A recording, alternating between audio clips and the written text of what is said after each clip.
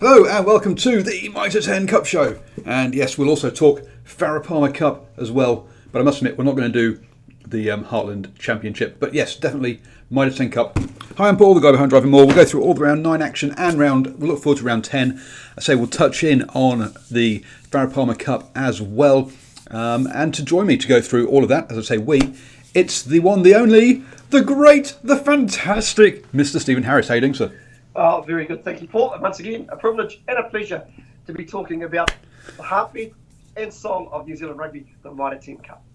The hipsters. I'm not in camera shot. The hipsters rugby is what it's all about.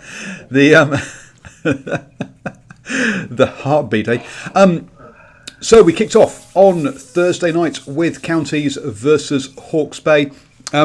You were at this one as well.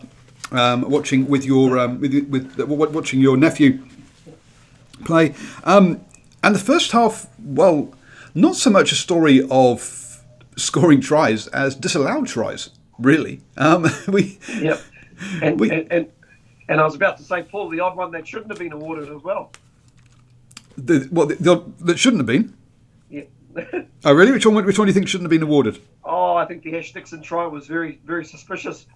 Looked like he. I was trying to look for a grounding, but all I saw was a lot of separation. So obviously, what we saw on the video and what the referee who was standing right there were. Oh, that was the second half. I've not got that far yet. Jeez. Oh no, that was the first half. Was it? That was actually in the. Well, obviously, Hawke's Bay scored. Actually, no, they didn't score to the 20-minute mark, did they?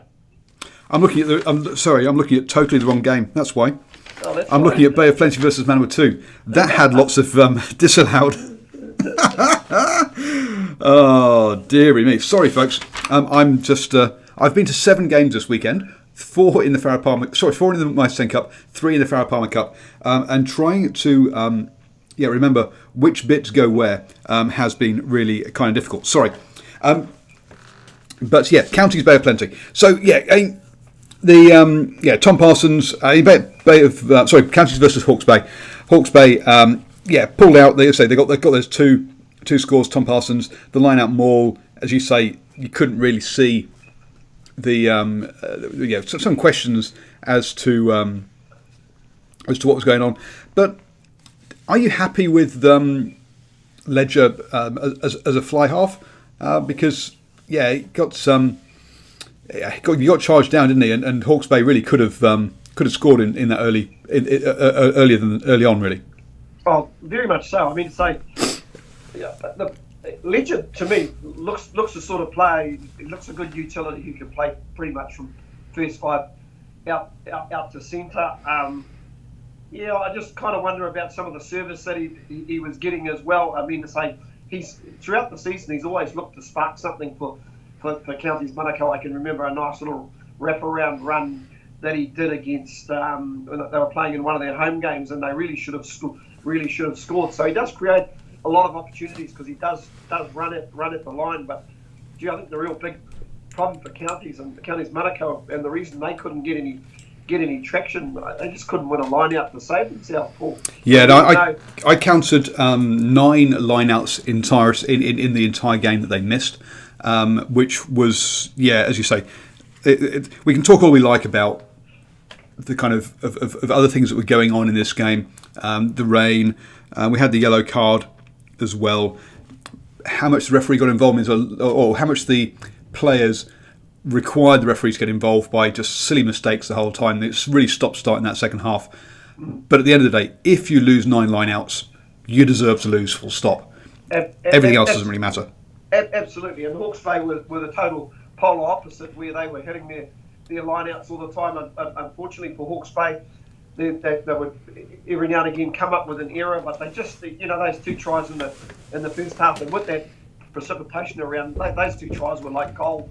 I must admit, I'm really impressed with Ash Dixon. He's having an absolute stellar season. They missed him the week before in the Steamers game, but I'll tell you what, I don't know if there's another hooker in New Zealand that runs better lines than what Ash Dixon does. His angles that he runs, to me, it just appears that he's operating just a little bit wider wider of the rucks, and boy, he actually carries with very, very good effect. And he was easily Hawke's Bay's best forward of the night. Yeah, he was, and they lost Tuala early on. But when you give that kind of platform to players like Fukutava, Ty Falcon, who came on, they're going to cut you to pieces, and we saw that. Those two players in particular, but there were others as well. But those two players in particular really did cut them to pieces, and there's lots of talk about people sort of saying, "Hey, look, Triple T will get his chance." Well, I'm not sure he will, because Fakatava could overtake him to get in there. So we'll see. But there is some, there was some real quality youngsters on show. Oh, listen, in a game that really didn't have a lot of quality, and I was sort of lamenting the drive down to Pukekohe, which took me about an hour and 10 minutes from we stopped when I was lamenting on a night. We need a little bit more action, and it was duly supplied by Tian Falcon when he came off the bench. First of all, with an amazing 54-metre penalty when he was lining it up. I could hear a few people around me wanting to say, "You're dreaming, mate." But I'll tell you what, he struck it beautifully off the boot, and then 3 minutes later came up with another bit of magic with an absolutely sensational run straight through the middle of the county's Manukau team, throwing a couple of steps and an offload later. Fakatava was there in support, and he actually finished with he actually put in a nice step as well, stepped off his left foot and gassed it to the try line, and those probably in the space of 3 minutes, that almost made the price of admission worth it. Absolutely, and and sort of offset the fact that there was a hole in the media room's roof where the Sky technician put his foot through a couple of weeks ago, and it's still there, folks. They haven't fixed it. Come on. Oh, dearie me. So yeah, basically that means that Counties Manukau will be relegated down to the Championship, and well, Hawke's Bay could be the one coming the other direction as well. But we'll get on to that later. Friday night. I just want to mention sort of Counties Manukau being a real tough year for them. I know that as a union they started with really good intentions. I remember that first game, if they could attract 8,000 people along, all those people would basically get free admission for the rest of the season, and it just the promotion was probably a little bit like their team this year, just came up a little bit short.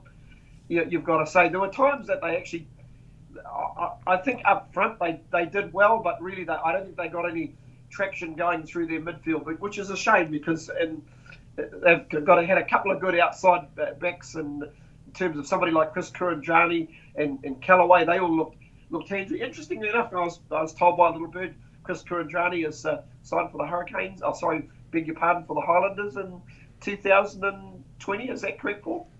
Yes, he has. Yeah, that's what. Am I going tweet now? I'm the little bird.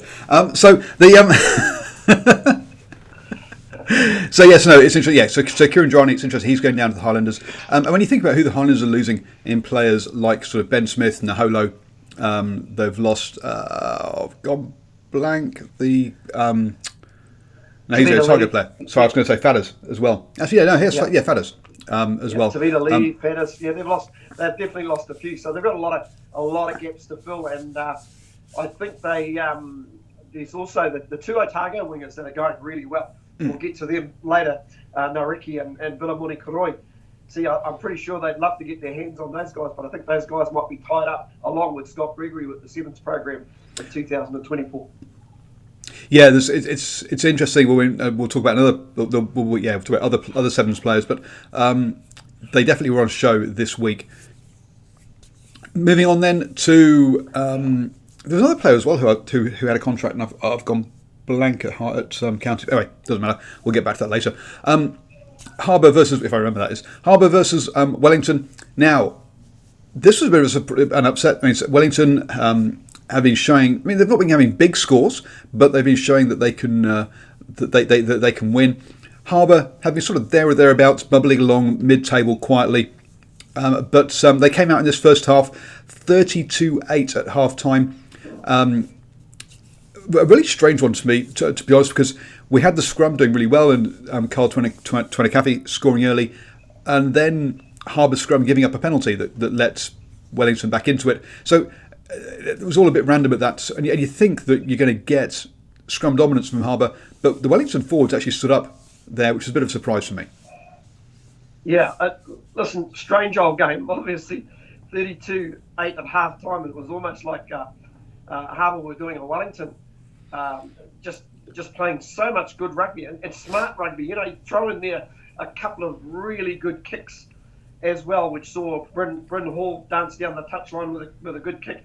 And I thought the one that also Duffy scored was sensational. But yeah, there was a real good platform with that scrum early. They got stuck into the Wellington forwards, and a lot of those Wellington forwards were pretty quiet in that first half. The only one that sort of stood up was Duplessis Griffey. I thought Fafita was a bit of a disappointment, Paul. He seemed to sort of come in and out of the game quite a lot. You'd suddenly see a nice break from him, and then you wouldn't see him for the next sort of 10 minutes.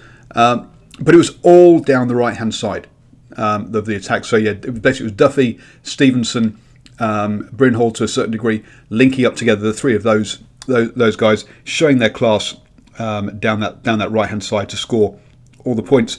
I think Bryn Hall got a bit lucky with his one because puts the grubber through, everyone else falls over, and then he's the only person left standing to pick up his own grubber and put it down. But yeah, really good performance out of Harbour in that first half, and what you really saw was them execute it executing on every single Wellington mistake. Every time they made a mistake, they were getting points from it.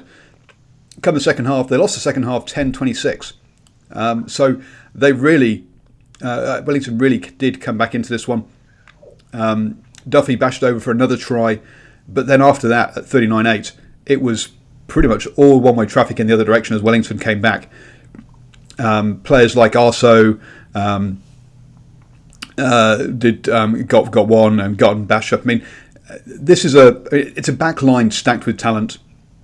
When they fire, they're great, but they do tend to make mistakes. Yeah, I mean to say, I know you might have received a random message from some guy saying that they're a good bet for the second half. I don't know what that guy was thinking, but I try to warn him not to lose his money. How much did he lose? He lost a bit of money. Oh dear, about $10. He went big on it. He saw a big return and came up short. On saying that, like you say, this Wellington team has got a lot of points in them. I think a couple of things changed after Harbour got that early try in the first half to Duffy. I just think they stopped playing rugby, Paul, and all of a sudden they started basically kicking. They also protected their lead with a couple of penalties. I must admit, there were a couple of well-taken penalties by Sean Stevenson, but to me that was an indicator that hey, we'll just try and slow the game down as much as we can. And I think probably one of the things that annoyed me in the second half was the number of the time that it was taking to put scrums down. I think I saw a stat somewhere where there was 6 minutes of scrums in the second half, Paul. So that really took it out. I thought the other little interesting change was off the bench, Tereki Ben Nicholas as well coming off the bench, because I think he just added something extra off the bench, something that Fafita hadn't delivered in the first half, Paul. True. I think also pulling of Pasafilo, the left wing, and when I can't remember if it was Retinar or Amanga Jensen who went on, but again, I think he found himself up against some quality operators and getting him, and he got taught a lesson. I'm sure he'll come back and do really well, but up against, as I say, Sean Stevenson and Duffy, who have played a lot of rugby together, and Bryn Hall also. Yeah, he got a bit found out, unfortunately. Yeah, and how crucial were those two penalties as well, Paul, from Stevenson, because like I say, Harbour their last try they scored 4 minutes into the second half, and I don't know if they really looked like scoring again after that. Yep. So Harbour now leave, and we'll get onto the tables later and as to what that means from a playoffs point of view, but they're definitely kept their hopes alive Bay of Plenty then played Manawatu. Now, the story of Manawatu's season so far is basically if Laumapi plays, they win until this weekend, and they just didn't get him into the game. To be honest. Yeah, the thing about it was 15-3 at half time. In fact, but this was the 4 disallowed tries in the first half. 3-2, 3 to Bay of Plenty and 1 to Manawatu. It could have easily have been 30-10 at half time. Very much so. Unfortunately for Manawatu, they just got opened up too many times. They were just conceding too many points far too easily, and this Bay of Plenty team, they've got points on them. You've got the likes of Ravovo out there, you've got Narawa, the two flying Fijians, and of course you've got that slick operator Tiatia at second five. They were very good. I thought their halfback on the day was very good as well. Just is it Richard Judd? The halfback? Yeah, and Judd's I thought he was very, very, very good. Yeah, unfortunately, we did have a moment where we had to have a long stoppage when Caleb Trask. So Laumapi trucked it up. Tia and Trask both go to tackle him, but Trask gets his head on the wrong side. Apparently, he's got a broken jaw, and that's going to be the end of his season. But yeah, he was absolutely laid out. When you've got both, we got the medics from both teams crowding around the player, it's not good. So that was sad to see him go, and we'll put a big dent on their promotion chances. Come the second half though, and that's where he went early on, but we had another one disallowed actually for a double movement, which was, but people are like, well, he wasn't held, he should be able to crawl over. Yeah. Well, yes, but you're not allowed to play the ball on the ground. So that's a 50-50 one. It's one of those ones that will quite often be allowed, but in this case, not. I think it's something the rule makers have really got to look at. We've also, I've seen a lot of differentiation between players that do the extra crawl on the ground. They're not being held. Yep. And they crawl along the ground. Sometimes referees let it go. Sometimes they don't. They've either got to basically say, if you go to ground, you've got to get to your feet straight away. Either that will hit that on the head. But I know some of the players, you've also got that one where the players will do the extra roll so they can set the ball up a little bit better, and sometimes it just buys them a little bit of time for these support players to get there. Yep, no, absolutely. That would be done. Good to have that cleared up. Evening, Ollie. Great to see you joining the live chat there. But yeah, Ravovo, he may not have the top end pace, and he may not be able to do it from halfway anymore. But from 20 metres out, anywhere within 22, he's absolutely deadly. So he got a hat trick on the day. And he's a seriously big guy as well. If you're down at ground level and you're standing beside him, and if you didn't know he was a winger, you'd think he was a loose forward. Huge. Yeah, big guy, really nice guy to have a chat with after the game, even if he's not comfortable on camera. But yeah, Jamie Booth came back and double charge down for his try. But when you've lost your first choice fly half, it's not surprising. So yeah, that's how that one goes. Ollie says refereeing in the Bay was shocking. I don't know. He had a lot of difficult decisions to make. As I say, we had 5 disallowed tries in this one, and yes, the double movement one was okay. It could have gone either way, but as I say, he had a lot to do in this one. But it was fun. I mean, I did have a quick chat with the referees after the game because one of them got tackled during the game. One of the assistant linesmen out wide on the right wing. The defending player comes up, goes to tackle the player who steps in, and crash. Down goes the AR. Little joke afterwards with the citing commissioner that the player should get banned, but it was all in jest. And he was very proud of how quickly he got himself back up from the tackle. To be honest, which is all nice to see. And it's good that you can actually get to talk to the referees. I actually had an interview with the lady who was refereeing the Farah Palmer Cup game before this, because she was over from Australia. I'll put that up on my for my supporters. So if you go to patreon.com/DrivingMaul, you'll be able to watch that video. I was about to say, Paul, I did watch a bit of that game, and I did think the accent was pretty strong. That was actually a good game of code, actually. It was, and we will cover off on those later. But I'll say the fact that you can actually go up and have a chat with the referees afterwards is nice, and they will chat with you. Is good. There are other codes, and there are other higher up competitions where you can't get anywhere near those guys, and they don't want to know. So Paul, it is good. Paul, I was about to say it's good from somebody from one of the bays that's talking to you this year. Sorry, one of the bays is talking. Well, yes. Yeah, Hawke's Bay haven't talked to me all year. 3 games. Bay of Plenty have been great, and so hence when we get onto it later, I really hope that Bay of Plenty top the table and Hawke's Bay comes second. For 2 reasons. 1, they talk to me, and 2, it means that I've got a chance of being able to get to the final. So Hawke's Bay, Bay of Plenty did got a big win over Manawa 2, gave themselves a good chance of topping the table and having those ones. Just kind of, I guess, an interesting point here. When it comes to quarterfinals and finals, semi-finals and finals time, Bay of Plenty will get a host. But what I didn't realise was that in Tauranga, there are no floodlights. So where the game is going to be held will depend on what time slot they get given by Sky. If it's after dark, or if it's an evening game, then it will be in Rotorua. If it's a daytime game, then it will be in Tauranga. So yeah, I didn't realise that's basically how it's going to come down to. Is TV scheduling will decide which town gets to host the semi-final. Well, I hope they go for a Saturday afternoon. I really do.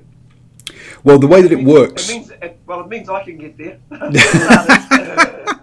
Because Friday night, you mentioned trying to travel Friday afternoon from Auckland to Rotorua. That's just absolutely hopeless. Yep. Unless I catch a plane down. It's just... and then you've got probably the Mitre 10 Cup final happening that evening, I would imagine. The Premiership final. Well, the way it works out is that the side that finishes top of the Premiership gets to choose first which slot they want, and then it kind of works its way down. So they get to choose second place in the Premiership, then get to choose first place in the Championship, then second place in the Championship. I was going to say, Paul, we are assuming Bay of Plenty is going to be in the final. Well, this is semi-finals first. Oh, semi-finals. They will be in the semi-finals. We'll talk about finals in a second, yes. But after that one then, Auckland versus Southland. The try bonus point was wrapped up by half-time by Auckland. Southland didn't score until the 67th minute. 64-7 was how it finished. Good win by Auckland. I'm not sure there's much more to say about that.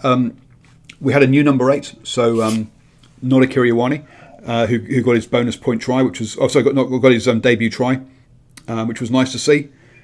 But lots of effort by Southland, but just totally outclassed. Yeah, no. Well, Waimana Riedlinger Kappa slotted into that number 8 jersey and went pretty well. But it was just a case of too big, too strong, too good at the end of the day. The only real area where Southland had a slight edge, and they had a period, I think it was either in the second half or towards the end of the first half, where they had a whole lot of scrums on the close to the Auckland line, and Auckland must have come pretty close to being given a yellow card, where the Southland scrum basically was dominating at this fest. In fact, that's one area where the Stags, I think they can be pretty proud of their efforts this year. They've actually scrummed really, really well. I know, talking to my nephew who plays for Hawke's Bay, he pretty much said, listen, that's the best scrum we've come up against this year, and that includes the Bay of Plenty Steamers scrum. So that pretty much tells you something, and they're pretty much an unknown type 5, but yep. Unfortunately, there's just not enough weapons across the park. Yeah, I mean, players like Dolce Papili, he had a good game. Caleb Clark, what was that ridiculous take from the kickoff? We're going to see, it's a wonderful one-handed catch with his left hand. So look out for that clip. You'll see it's all over Twitter. But yeah, I'm not sure much that we actually learned much about this from this game. Well, I suppose for Auckland, you always knew they were going to bounce back after getting torn a new one a week ago against Tasman. So you knew they were going to hit back. And let's face it, they're still pretty much in the hunt as well when it comes to semi-finals. And I don't know. I think Waikato might be still in the hunt, but we can focus on that after reviewing these games. Yeah, we'll get through the next ones. And so Otago versus Canterbury. Oh, Josh Ioane, seriously, mate, your missing of kicks early on meant that basically Canterbury got in the lead, and then scoreboard pressure took it on from there onwards. Otago were always chasing the game. Whenever they scored, Canterbury seemed to be able to just come straight back. We had 3 interception tries in this game, at least from memory. So both sides were kind of pushing it too much. And it wasn't. I mean, 75th minute getting yellow card for Canterbury. It was all too late by then for Otago. But yeah, Canterbury just got their necks in front and just kept it in front effectively. Yeah, it kind of reminded me of two brothers having a scrap in the backyard, where the younger brother is basically trying to stay in the fight, but the older brother's just keeping him at arm's length, and it had that feel all about it. And I totally agree. Those two missed kicks. You've just got to accumulate your points that at least stay in the fight. And whilst it was only 13-6 at a half time, and I thought, well, they're still in the fight. They had basically expended a lot of energy. I just think that Canterbury pack, or their dominance in the first half, had taken its toll. And it was a shame, because out on the wings in the form of Jonah Nareki and Vilamoni Koroi, boy, you've got 2 absolute match winners there, haven't you, Paul? But unfortunately, the play just didn't go their way. No, it doesn't. I mean, Koroi got one in the second half. And yeah, they have got some. They have got some good players, and it's a shame. I mean, this is the scenario. This is the one scenario, I'll be honest, I didn't want to see for the Shield, to be defended by Otago all the way through, and then to Canterbury to take it off them at the end. So yeah, I did want Taranaki or Waikato to take it off them, just purely because I want to keep keeping the Shield out of basically what Canterbury's, Auckland's and Wellington's hands is a good thing, because if you're not careful, you get stuck there for a couple of years. Well, I think the only ones that, apart from Canterbury, probably the only other ones that wanted them to lift it was probably, if you're a North Harbour supporter or player, it's probably the only other mob in New Zealand who probably wanted Otago. Listen, I think we should probably summarise Otago's defence. Obviously, 7 defences was it, Paul? And to be honest, we didn't think they were going to get this far. Nope. But they'll probably look back at this game and think, man, we probably just let this slip. Yeah, absolutely. So just to run through the Otago defences, they beat Thames Valley 41-21 after drawing at half time. If you remember, that was a lot of people excited at half time in that one. Steve Hale. Especially Steve Hale, if you're watching, mate. The Swamp Foxes came up short there. North Otago then were beaten 14-49 by Otago, unsurprisingly. Before we hit the regular season, where the sort of the Mitre 10 Cup challenges came in, just as an FYI, there were a couple of Mitre 10 Cup sides that wrote letters offering challenges. Otago pre-season, Otago said no way, which is kind of standard as to how this kind of thing works. But Otago beat Southland 41-22. They then beat Manawatu 37-20.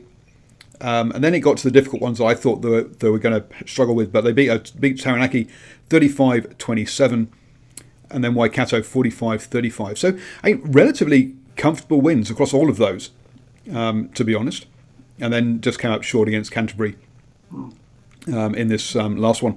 So, and basically whoever wins between Canterbury and North Harbour next weekend will hold it over the summer. Which is great for sponsors, basically, and taking it around schools, etc. It really does help to get the community, or get that engagement with the community. After that one, Tasman 52, Northland 6. I didn't watch this one, but I was listening to it from while I was at Waikato watching the Farah Palmer Cup.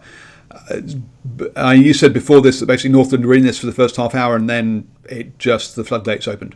Yeah, it just pretty much imploded, and they started well enough. Debrasini kicked an early penalty, and then a few minutes later, Tasman responded with a try from a nice drive, and then Northland at the 21-minute mark were leading 6-5, and then really around about the 27th minute we saw Will Jordan score a brilliant try, and for a lot of that half it was 12-6, and then scored hard up against half time, which Havili scored. Sione Havili scored the try, and Hunt converted. And listen, 19-6 probably wasn't a bad return for a Northland side that's, shall I say, been really hit by injuries. And then, of course, they got hit by even more injuries because during that first half, they lost Scott Gregory to an HIA, and then they lost Sam Kidd, the big, tall, rangy lock who's gone quite well for them, ex-Waikato man, who's gone very, very well for them this year. And they lost him, and then Debrasini was hobbling, so they strapped him up but kept him on. But really and truthfully, you actually felt for them at half time. Tasman were, and I've got to say, Tasman way below their best too in the first half. The lineouts were going astray.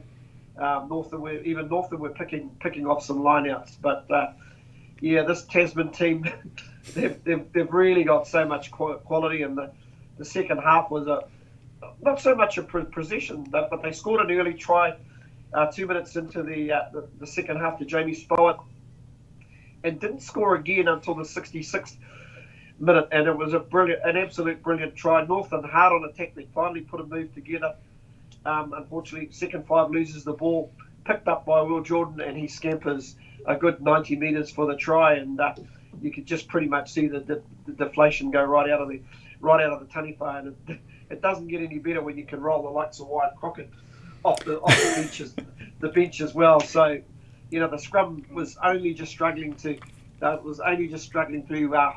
hold up, but now after that it was pretty much one-way traffic for the home team. Yeah. And that also means that Tasman are going to top the table, and we'll talk about the tables in a second. But just to finish off the last game then of the round was Waikato versus Taranaki. Now this was really kind of a tight one going into half time. Just before half time it was 12-all. Alamalo and Declan O'Donnell both managed to get tries, but as I say, it was all evened up by Taranaki. Then just on half time, Samasoni, the hooker, got a rare try from open play. Normally he gets a lot of tries from the line-out maul, and was challenging Sevu Reece last year for top try scorer, but not so much this year. But Taranaki then came back straight after half time, evened it up 19-all, but then Waikato just blitzed with 3 tries to take it away and get themselves a comfortable 38-19 win in the end. Quince Paya, obviously a key player for Waikato, and also the wingers, Alamalo, Solomon Alamalo and Declan O'Donnell as well. There were definitely times when it looked like Taranaki had found the holes and were just going straight through. But after that kind of that period in the first half, Taranaki managed to even things up, managed to tighten things up, and saw the game out pretty well. Yeah, very high scoring game, Paul. And one thing you've got to say about Waikato this year, man, they've shown glimpses of what they actually can be moving forward if they get it right. They've got points in them, no question at all. And they've got a couple of good halves in Stratton and also Fletcher Smith as well, and that's really handy. And when you've got that attacking weapon that is Quinton Tupaia, wow, he goes all right, doesn't he? He does. And I was chatting with the head coach afterwards, and you can. I'll put my interview up here on YouTube as well. But with him, happy with obviously they're the promoted side. They've avoided relegation with 2 rounds to go, so obviously happy with that. But also happy particularly with this game because they've let games go in that second half before. They've been in that position a few times now, and they've come out the wrong side of it. But this weekend they came out on the correct side of it, and that was that was really good for them. Hopefully, Waikato are going to let me in on their. I've asked them if they'll give me if they let me come along to their awards night, but we'll have to wait and see. If they do, hopefully I'll get a few chats with you. Or maybe you'll get an invite to the barbecue, Paul. Maybe the barbecue rather than the awards night. A couple of things here. It's a bit sad. So for Taranaki, they won their opening 3, but they've lost every game since. It's been their captain Mitch Brown couldn't come up with any answers to what had happened, and Willie Rickards is a really young up and coming coach. I mean, he's one of the ones but following on Colin Cooper's success at Taranaki, it was always going to be a tough act to follow. And you got to say he is struggling. What would be really sad if he was to get sacked after 2 disappointing seasons for Taranaki, to be honest. And then you really got to say his it would be his career, for his career to be over when he's that young would be really sad. So hopefully they stick with him, or they give him the support he needs to come through, because I say he's a good young coach. And they are, and at the moment they've still got a lot to play for. Though. They're just clinging on to that fourth placing in the championship. Although they got a tough home game against Auckland, I'm pretty sure they'll want to finish on high. But then again, Auckland also got a lot to play for as well, Paul. So there's going to be a few games this weekend that's going to have a bit of meaning on them. It is. So let's just pop over to the Farah Palmer Cup, and then we'll come back to round that out. Over on the Farah Palmer Cup, I got to 3 games this weekend. A bit crazy. North Harbour beat Taranaki, which wasn't a big surprise, 33-21. But talking to the Taranaki coach, he said it was going to be a 4-year, 3 to 4 year process. They weren't going to suddenly become a competitive side overnight, and they were definitely more competitive in this game than they have been in others. Hawke's Bay lost to Otago 26-34, which looks like being a preview as to what the final is going to be between in the championship down there. Let me know if there's any one of these ones you want to chip in on. But interestingly enough, that Hawke's Bay had the lead at the 61st minute.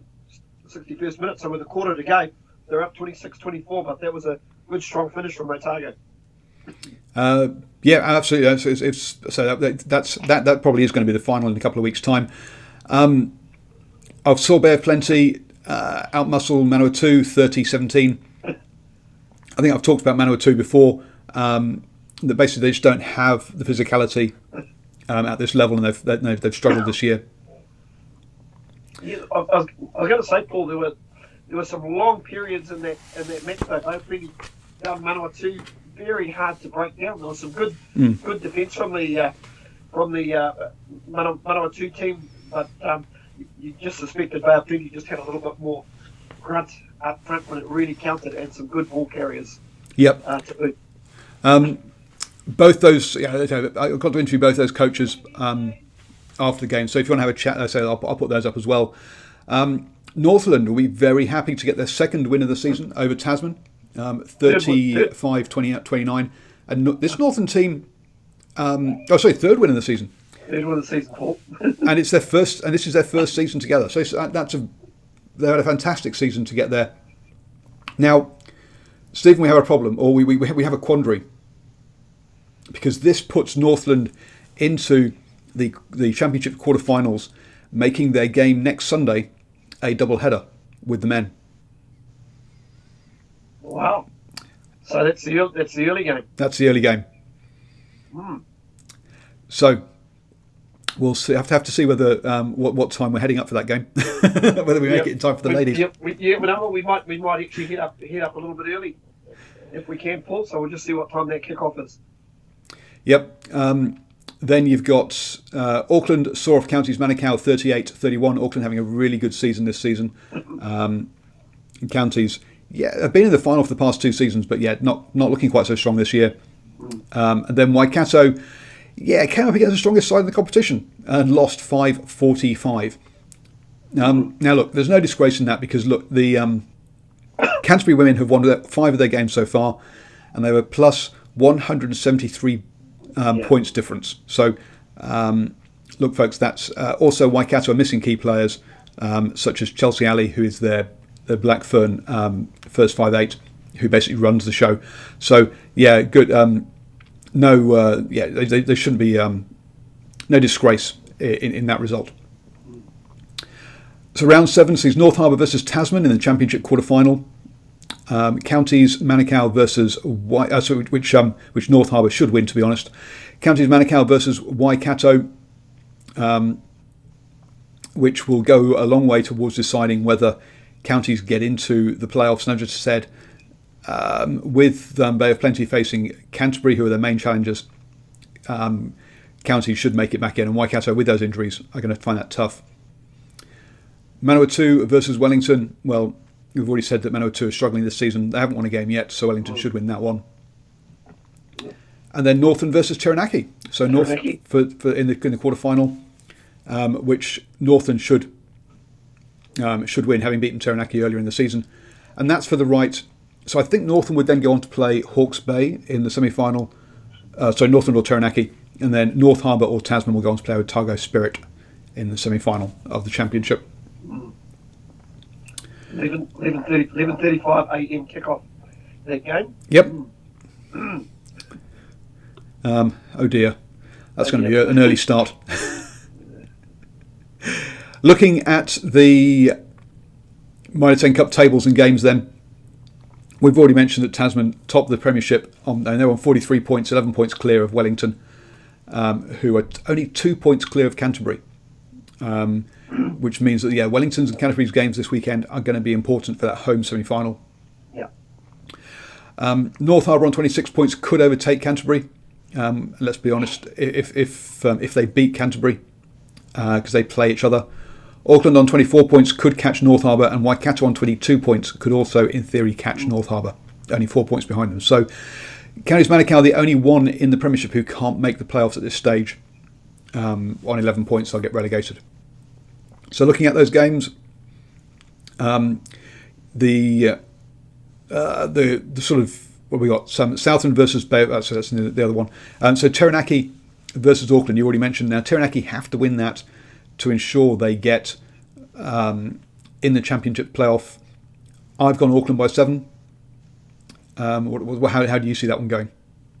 I'll go Auckland by 12 plus. I think Auckland will be too strong. Yeah, Taranaki have had a tough old season. Yeah. That will put play to Waikato's hopes, which is who go to play Wellington, so of making the playoffs. Again, and even so, I can't see Wellington slipping up against Waikato, to be honest. And I'm backing Wellington by 7 to secure that home semi-final in the Premiership. I see some nods from Steve on that one. Yep, I do. I was sort of looking at the. I am looking forward to that Hawke's Bay Tasman game. I was going to get onto that next. Boy. But just tracking back to that Bay of Plenty Southland game, even though that's at home this Thursday night, I think the visitors will be far too strong. They'll be aiming to not only get a home semi-final, but to ensure, if they can get past their semi-final, that okay. I've gone in the wrong order. So we'll come back. Yeah. So Southern versus Bay of Plenty by 20. That will because Bay of Plenty will be looking at trying to top the table. Taranaki Auckland will win that one. We've already said Hawke's Bay versus Tasman. Now Tasman could be resting players, but as you say, they didn't have the best performance last week, so maybe they want to run out there. And Hawke's Bay, 2 points clear at the top of the Championship. They'll be obviously looking at winning that one. That Hawke's Bay Tasman game is top of both tables. I'm going to go for an upset, Paul. I'm going Tasman by 3, but that might be a heart overhead.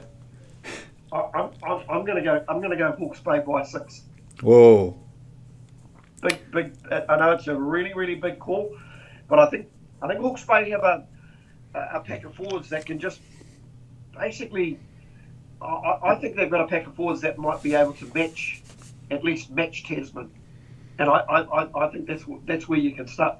That's where you can start from, and if they can, and I think getting Tian Falcon back is really big. I understand both Jonah Lowe and Sam McNichol might be back, so Okay. they'll just have an extra bit of depth, and what a scalp to take. How much confidence would that give you going into the finals? Oh yeah, absolutely. That would be key, and that would give them that home advantage all the way to the final. Yeah, and I don't know because obviously Tasman can't be beat, and I do wonder if their coaches will rest some players as well. Yeah, there is definitely that piece.